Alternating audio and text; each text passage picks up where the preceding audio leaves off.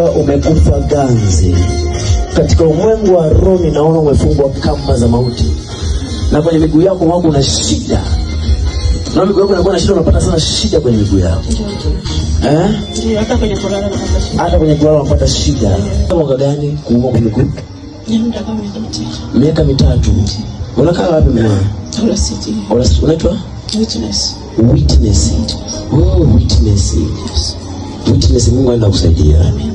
Mungu anaenda kusaidia. Amen. Kwa hiyo hauwezi kufanya nini kwenye miguu yako? Hapana, natembea vizuri lakini hata kwenye kukaa kwenye kiti. Kukaa kwenye kiti. Hadi sasa kukaa kwenye kiti unasikia? Unasikia upande huu. Roho Mungu anaenda kukusaidia hapa katika jina la Yesu. Amen. Mleteni kiti, leta kiti. Haraka. Vamos. Vamos. Au maumivu miguu kuanzia sasa. Ya kauke hiyo ganzi ya kipepo. Hiyo ganzi ya kipepo. Haya. Vamos. Mighty Jesus. Mighty Jesus, kila uchawi unaofanya kazi kwenye miguu yake, hizo kamba za mauti, break kwa jina la Yesu. Loose. In Jesus name. Loose. Kwa jina la Yesu. Kuanzia sasa uzima, uponyaji, kila uchawi umeharibiwa na uganga umeharibiwa katika jina la Yesu. Simama.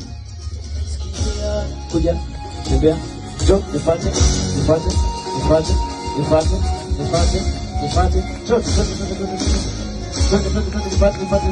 Zunguka hapo. Eko za prahata bradia mandele basia. Uganga wowote ambao unafanya kazi nyumbani kwako unaenda kuharibiwa katika jina la Yesu.